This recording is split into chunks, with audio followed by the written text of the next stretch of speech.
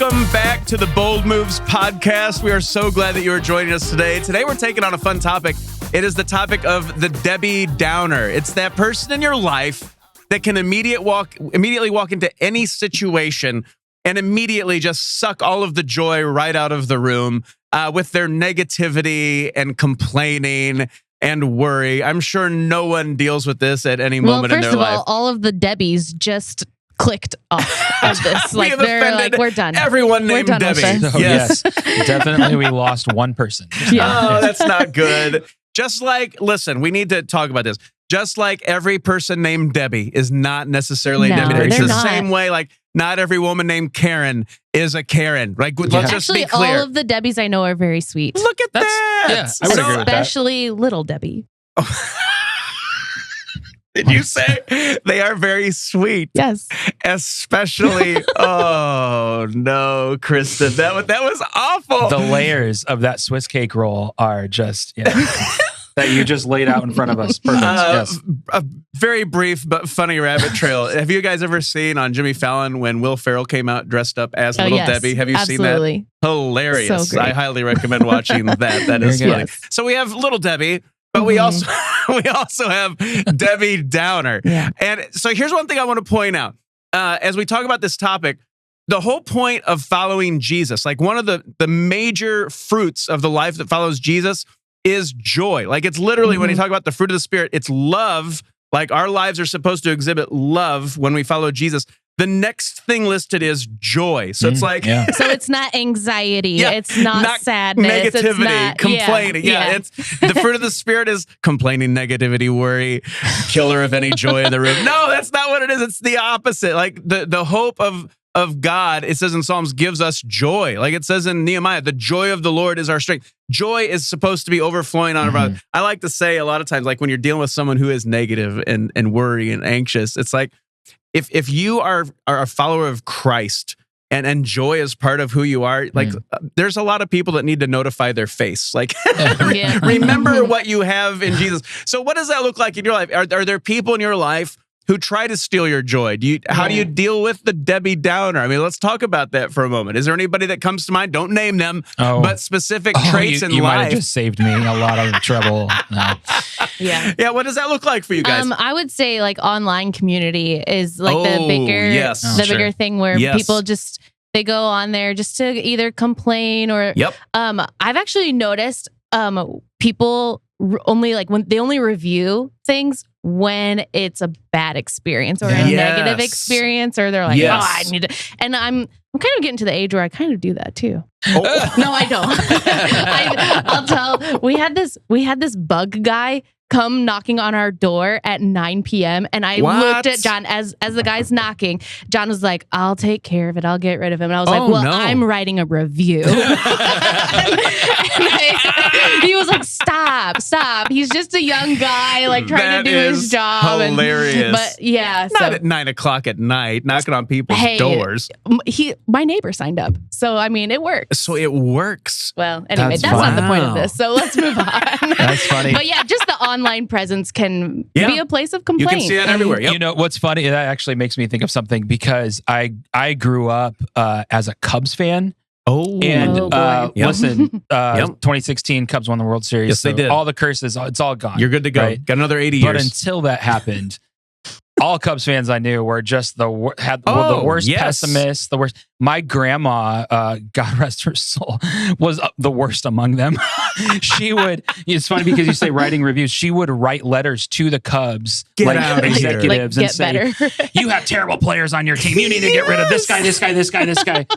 And that's amazing. Very funny. Yeah. Okay. So it's that side of things. And I think it's also the person who will just like walk into the room and you're like, hey, how are you doing? Like, it's just the standard, hey, how are you doing? And then like 10 minutes later, you're still listening to the laundry list of things that are wrong. You know, I'm so sorry I asked. Like, I didn't need to know that you have those things on your feet. The bunions are really struggling today. Like, Too much information, Kristen? Okay. Those hurt. I hear they hurt. Just kidding. Well played. It becomes a very self-centered thing, right? Because it becomes like, how much pity can I gather from somebody? Yes. And that's just, man, it just sucks the life out of people. Yes. Okay, so the flip side of that is this then. So if you're not being consumed by worry, which is honestly, I'm going to get pastoral on you a second, I believe is what we've dubbed in our society the permissible sin. Oh, yeah. When you are worrying, you are not trusting God. Like you're not trusting that he's going to come through and on the promises that he has given you. So if you're falling into the trap of worrying all the time, if you're falling into that trap of being negative and complaining, which again is a way of not trusting God in your life, it starts to take you down an opposite path. I don't think you can fully live into the purpose and plan that God has for you when you're consumed by worry and negativity and complaining. And I think a lot of times you'd like read self-help books like, hey, power of positivity. There's truth to that, but it's much more than that. It's also the fact that you have Jesus in your life. You can experience joy in any circumstance, and that changes your whole perspective on life. You can be positive because God is with you. You can be joyful. Don't have to be overcome by worry and anxiety. And I think that there's something to be said about people who lean into that focus and the joy that we have in Jesus and take the risks, believe that God is with them and go for it and strive for something greater than themselves. I think that God honors that. And so we've got 5 good minutes today with someone who's part of our Crossroads family and recently crowned Miss Indiana. Let's give a warm welcome to Stephanie Sullivan. All right.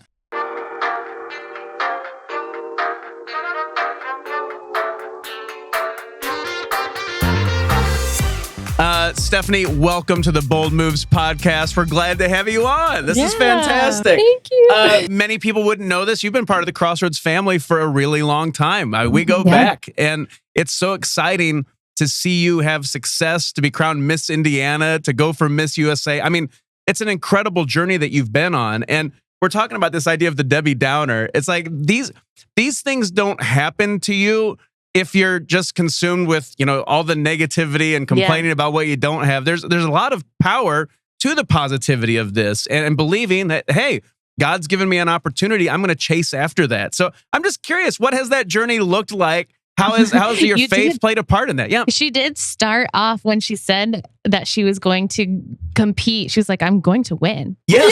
Yes. Total confidence. USA, and then that's exactly right. Yeah. She nailed it. Yeah. I feel like there's so much power in speaking things like out loud, not just like praying on them in your head and in your quiet time, but literally saying these things out loud. And like Kristen knows that she's a good friend of mine, but like in my house, we talked about it like I was winning. It was not like, that's powerful. If I win this, which is why I came to you and I said, hey, when I win this, I will not be available. And then I was gone. Plans at Crossroads on pause for just a few weeks. Right. Yes, that's right. That's amazing. But I mean, there is power to that. You're believing like, hey, if God has put this opportunity in front of me, if I feel like I'm being called to take a step of faith, I think there is power to speaking that and to stepping out in faith. We talk about making bold moves. I mean, that's what this podcast is all about. You don't do that if you're consumed by worry, complaining, negativity. And I'm just thrilled to see how God has played a role in all of this, Stephanie, and how he's used you already in amazing ways. Tell us a little bit about the journey. What are some surprises that you experienced along the way? How have you seen God be faithful and seen his blessing in all this? I'm curious to hear what comes out of that story. Yeah. Yeah. I feel like I have to start off by making a confession. What do we got? I used to be the Debbie Downer. Oh, that's really amazing. Yeah, I used to be the Debbie Downer, and I think that's why now in my adult life that I can make these bold moves and these choices to be different because I grew up being the Debbie Downer. So where did that shift in your life take place then? Is there like a moment where you go, all right, enough is enough. I'm going to stop acting like this. What's that look like? Without getting into too much detail, life gets hard sometimes. And when you reach what you think is the bottom, you're like, okay, I have to rebuild this, and how am I going to do it? And so for me, that was, making a choice to come to church more regularly, join small groups, go to CR, do all these things. And so for me, doing a step study and figuring out like, why am I the way that I am? Yeah. And I figured out being a Debbie Downer was directly tied to like just being jaded, having, things in your life. And I think a lot of people can relate to that. Things that happen in your life that are, maybe not good, experiences. Yes. And then you just have this expectation that someone tells you something, you're like, whatever. Or, you know, you just like, you expect to be disappointed. Yes. And so you become so jaded, and I was done being that way. And so, I mean, we're not going to get into it on this podcast, but yeah, I made a choice like, okay, like I have to give people the benefit of the doubt. I have to trust that, you know, God's plan, whether I think that things are going the way that they're supposed to or not, like it's his plan. Yeah. And I really tied that into winning Miss Indiana USA, because I knew that if I was going to win, it was going to be because he had a plan for it. Yeah. So I reference this verse way too often. I know that but it's a huge verse for me in my life. John 10:10 says the thief, which is the devil, comes to steal and kill and destroy. And Jesus is just the opposite. He says, I've come that you might have life and life to the full. And I feel like when we are jaded or just insecure or hurt, we allow that to overwhelm us. And that turns into worry and anxiety and complaining and negativity. And that's not the life Jesus has called us to. It's life to the full. And when I focus on the life that God is calling me to, it doesn't mean that everything's perfect. That's not what that means. But he's going to give me my purpose. I'm going to have fulfillment. I'm going to have meaning because I'm chasing after him and becoming who he wants me to be. And so I love that you had that transformation, like that moment. And now you're like speaking life. I mean, you talk about a transformation, going from Debbie Downer, like, I will be Miss Indiana. Okay. I mean, and there are so many little things. I've actually started keeping a list of them, but like so many little things where like God shows up and I'm like, I don't give enough credit to it, because you just think like, oh, like, wow, that went in my favor. Like that was so cool. But it's like, no, like God is putting these little things in your life together for you, and you can choose to acknowledge them and like be aware, or you don't. And once you start making a decision to be aware and being like, wow, like I hit every green light on my way to work when I was running late. Like it's not a coincidence, that's God. And so I think if you can do that, then once you start doing that, it just kind of rubs off on people. Like it's rubbed off on my kids, just being positive. It sounds really corny, but it's true. Like it is true. Like people feed off of that. Yeah.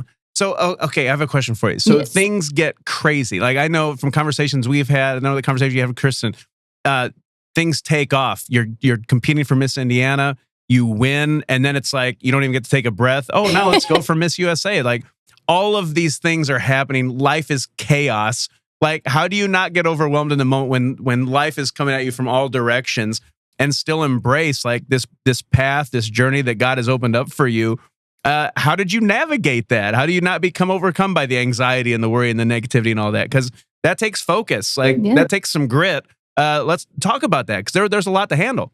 Yeah, so I think that it's really important to point out that everything that I was talking about before, like being a Debbie Downer, having that moment in 2020 when my life kind of shifted, all of that had to happen so that my relationship with my husband could be where it was at when I won Miss Indiana USA. Yes. Because once I won, he didn't just step up and was like, I really support you. I'm really proud of you. Like, let's do this. It was, he took over 100% of everything that we would share. So, responsibilities with the kids, with the house, laundry. I mean, there was like a 6-month period of time where I didn't do a dish. I didn't switch a load of laundry. Like I really didn't do anything. And I feel like I would be doing a disservice to anyone that's listening to this or watching this if I didn't give my husband credit for that, because that took a lot. Like, I mean, a lot. So is his official title Mr. Indiana then right now? What does that look like? Because you're the first Mrs. Indiana, right? Like that's the first time that's ever happened in this contest. So I think he's a first. We should call him Mr. You should Indiana. have him on the podcast. We probably should. Would he like that title? No, he does. He likes it. He actually does use that title. He's the man. I mean, all of that to say though, like God made that happen in my relationship and my marriage, because if we didn't get over all of that and have the stability that we had in our marriage, and there's no way that like I could have even attempted, just been this battle. So it would have, at least within my marriage, like I what you're saying, like, oh yeah, I support you. Like Jeff really had to not be the Debbie Downer or the worrier. Like, how are we going to do this? How are we going to have the time? How are we going to pay our bills? How are we going to care for our kids? It's like, a lot to figure out. He had to be that positivity and all that in your life as well. And that's what you're saying he did. He did all of that so that I still worried and things like that, but he literally made it so that I didn't have to. Yeah. Right. So And that's really cool. I think that all marriages should be like that. Maybe every mom should compete. Every wife should compete. Why not? Let's go. I know your workout plan and I'm not on board. Sorry. We might have to cut. Fantastic. We might have to cut this out. But Des from church, God love her. She would not mind me saying this. She and I were like, we're going to go to the gym together. I told her, like, I'm there all the time. Like, let's go. So I took her and she's like, well, I'll just do what you do. And I said, okay. And so we got through my warm up. She was dying. She's like, I'm good. She literally physically could not. She's like, I cannot. Yeah. That's amazing. My worst, if I had to think of my worst day, being at the gym would be like on my list. Of really? Have a bad you day. hate that much? You like it? Well, you like it now, right? Yeah, like once you have to get through the bad part. I will say this. About 4 years ago, we went to the gym with some friends. We were mostly out of shape. I'm just going to put him on notice. Remington was one of the guys there. We got there. We were there for about 15, 20 minutes, like working harder than we should have been, like flipping tires and all that stuff. Okay. Remington just said, hey, is there a back door around here? And the guy in charge was like, yeah, it's right back there. You got to go puke. And Remington was like, yes. People were getting injured. We were dropping like flies. So yeah, my goodness. It's a big hurdle to get over when you're working out. It's no small thing. So I understand the thing you hate the most. Yeah. I need to start with Prius tires. Prius tires. And then we'll get there. You can do it. Not bad. It's not that bad. It's so good. I'm sure it's not. Stephanie, what have you learned along the way? Like this last 8 months for you has been like a real journey. Like what's a word of advice or just some wisdom that you've learned in the last 8 months that you just want to share with us? Like, what have you learned? I have learned, honestly, like when you reprioritize your life, you can literally do anything. It's like you've heard it since you were 5 years old, right? Like you set your mind to it. Right. You can do anything, but you really can. Like I had, it got to the point where I was so busy in my life, like because I own my own business as well. Yeah. So it got to the point where my schedule, I had paper sheets, and from 5 a.m. to 11 p.m., like I had a paper schedule by the half hour of what I was doing. And I had to schedule in time with my husband, time with my kids. I had to schedule in sleep. Like I had to schedule in these things. And when I did that, I was like, you know what? I could do anything. Like everyone talks about like, I don't have time for that or time for that. But there I was fitting in a conference call with someone at 11:30 p.m. because they were on Pacific time. Yes. And so, if you actually put your plans into motion and you actually say, I'm going to do this and you stick to it, especially, on paper, I mean, you really can. You can cover so much. There's so much time in the day. Because now I'm like, I'm not that busy. Yeah. And I'm just like, I think I'm going to take an hour shower. I can get some stuff done today. Yeah. I think that's a principle that applies to our spiritual life too. I'm a pastor, so pardon me for turning this into something spiritual. But I think people become Debbie Downers in their spiritual lives. Like it's the same way of working out. I can't do that. That's too much. And you try to start and you go, I'll never get to that point. And I think that if you can avoid the negativity, the complaining, the worrying, and just lean into it and realize, no, I can do this. It's not going to be easy at first, but I'm going to lean into it. God shows up and he does make it possible. You can do it. Let's lean into our relationship with Jesus in the same way and just see if he doesn't show up. I mean, really, that's a great principle that I think everybody can learn from. So that's good. It's like reading your Bible. Like I will say, I don't like reading the Bible. Maybe I haven't found the right Bible, but I do it, right? I read it. I don't like it because I feel like I have a hard time understanding a lot of what I'm reading. That's a lot of people. Yes. Yes, but people go into it and they're like, I'm gonna plan to do this like Bible reading plan. And usually it's kind of a lot of reading. Yep. Don't start with that. Right. Just literally start with a verse a day if you have to. Yes. Share your 15-minute thing that you told us as you came in here today. Oh, that's powerful. Yes. I can't take full credit for it because I didn't come up with it. But I found online a mom, and she's like, my family has got to get back to God. So they do 15 minutes a day. So they do 5 minutes of reading their Bible, 5 minutes of worship music or worship time, however that looks for you, and then 5 minutes of prayer. And fantastic. And so we've incorporated that in my house. Yes. And my kids are 7, 5, and 3. And if you tell them like, hey, we're doing this every day, make sure we do it every day, they will make sure you do it. I love it. Yes. They're the perfect accountability partners. They do not forget. Yes. And so it works. I have my younger two, they don't know how to read. So they'll just flip through the pages of their Bible and just look at pictures. But it's really helped me stay accountable and my husband. But I think just doing like little steps, little things every day. And it doesn't have to be like a chapter a day. It could literally be like a verse. Absolutely. Those little things add up and make a huge difference. And it gets you farther than you ever thought you could go. It's a similar principle. It's the same thing. I love that. Have you seen God show up in your life and in the journey, Stephanie? Because I know we had multiple conversations as you went on this journey, just like, you're going to be, your faith is going to be tested, along the way.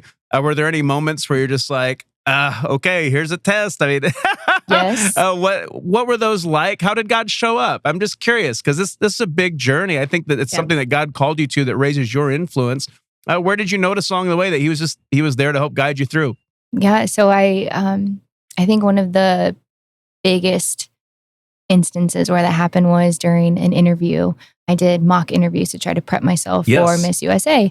And so there were a group of maybe 5 judges online in the Zoom call. And ultimately they asked me, what would you do if a woman was sitting next to you and she told you that she wanted to have an abortion? Okay, so they're hitting hard. Oh, they're hitting hard. Yes. Like such a political topic, such a, controversial topic. And they knew I was a woman of faith too. So they asked that and I just thought like, okay, God, like, I always told you that if you make me Miss USA, it's because like you have a plan. And I really felt like in that moment, it was a test. Like, okay, Steph, what are you going to say? Right. And so I just answered it from the heart. And I felt convicted to tell them, I would pray for you. I would do this. I would do that. And one of the judges, he didn't really like my answer. And he said, well, I think that that's maybe fine, but I would encourage you to say something along the lines of like, your body is yours and you're a powerful woman and you can do what you want with it. And I don't believe that as a Christian. And so I just had to simply say, respectfully, I will never, ever, ever say that. and they told me, they said, you know what, Steph, like maybe they said, I think you should reconsider because if you get asked that in an interview, it might cost you the crown. And so I just told him, well, I guess it's not for me then. Right. I mean, that's a defining moment though. I mean, you chuckle about it, laugh, but I mean, that's a defining moment. Like, no, I'm not going to exchange my character or what I hold to be true, what I believe for this moment. And I mean, that's a powerful moment. It's where you're taking the risk, but is it a risk? Because you're just being obedient. I mean, you're just following the path that God has laid out for you and allows your influence to shine even brighter. I mean, honestly, I believe that.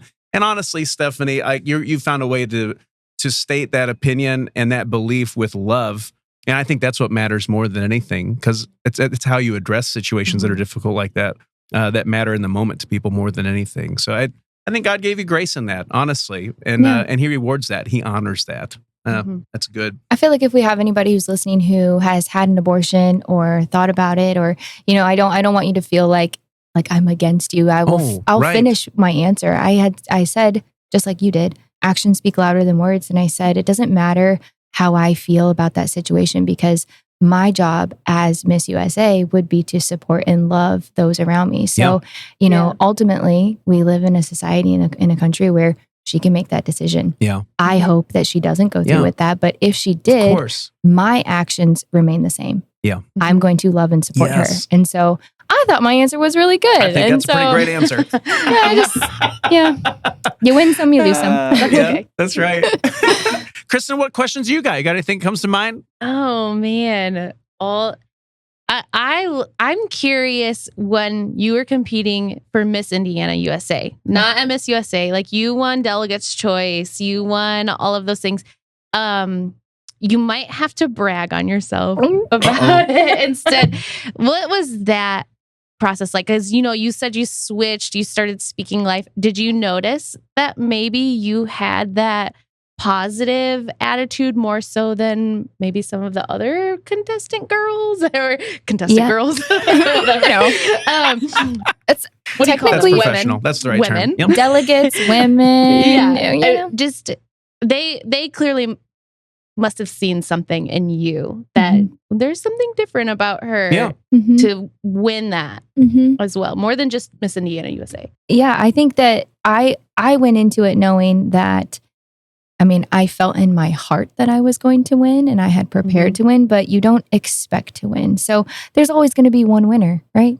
There's a team winner and a Miss winner. And so I knew that I had done everything that I could possibly have done to prep for that, whether that's like spiritually, physically, with coaches. I knew that I had put in the work ahead of time. So when I went there, it was like a break. Like a lot of people think like you work up to this and you're like, oh my gosh, the weekend's here, we're going to compete. And I was like, oh gosh, like I have a break and now I can just be here. I'm not going to the next appointment or the next whatever. So that's interesting. I made it a point to say, okay, I'm going to be friends or make friends with every single contestant here. And so during registration, you're all standing there waiting for your time to go up and check in individually. And so I did. I went up to every single teen and Miss contestant and I was like, hey, I'm Steph. And I did it for two reasons. One, I kept my head very straight and focused beforehand. I didn't follow anyone back on social media. I didn't want to, compare myself to other contestants.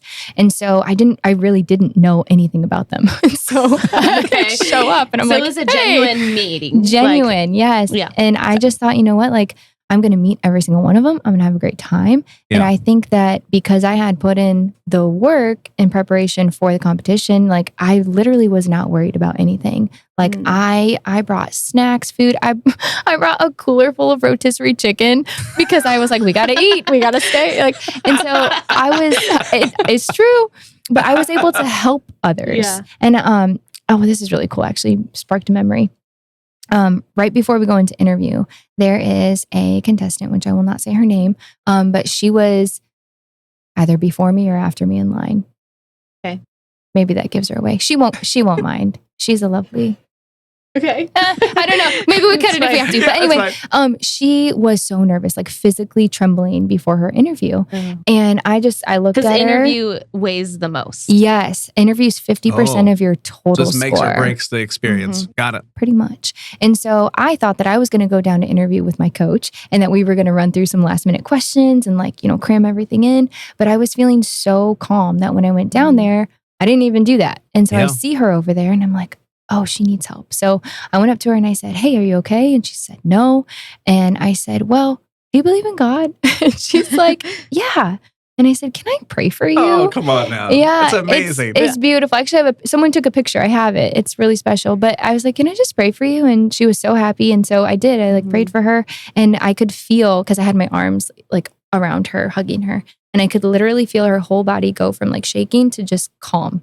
It was, that's amazing. It was such a really cool moment to be able to have with someone and share, God's goodness in that way. And so she was calm and she went into her interview and she was smiling when she came out. And that's awesome. I just felt like, obviously my religion is so important to me, but to be able to share that with other people. Yeah. That's great. It's really cool. Now, the rest of the story is that if you see the full transcript of her prayer, it's like, God, help her to become the first runner-up in this contestant. Oh my goodness.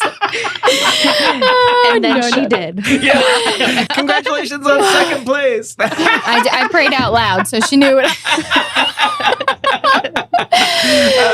That's hilarious. Well, I want to highlight these moments and celebrate these moments with you, Stephanie, because it's the exact opposite of the results and the life experiences that you will have when you're not being the Debbie Downer, living into the reality that Jesus loves you, that he has a purpose and a plan for you. And it allows you to be thankful, to recognize the blessings, to be content in that moment, and to be calm in that moment. Just to know that, man, what I'm facing might be overwhelming, but God's with me on this. Yeah. I'm going to be okay. I think that changes everything. And I think you've led by example in that regard. And I'm just so excited for you. Just the influence you have.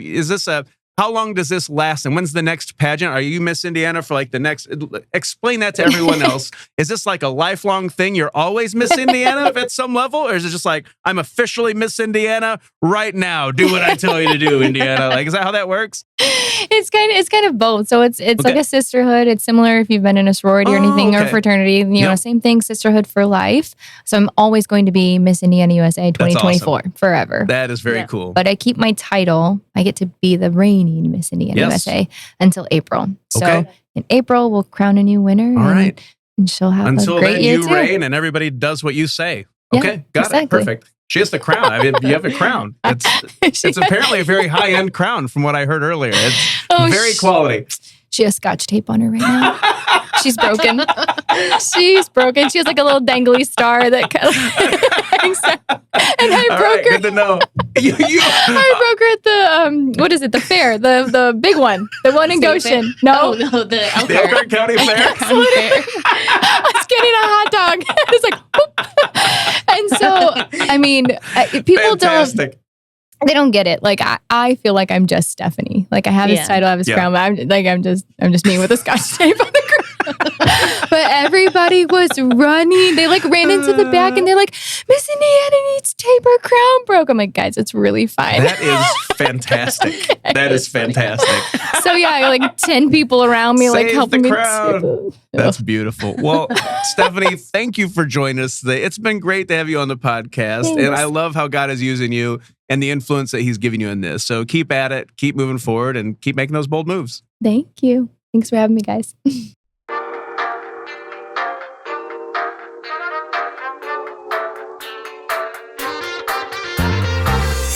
It was great having Stephanie on the podcast. I love the journey that she's on and the influence that she has. It's so exciting to see somebody that you know that goes through that journey and to be able to celebrate that with them. It's fantastic. It's great.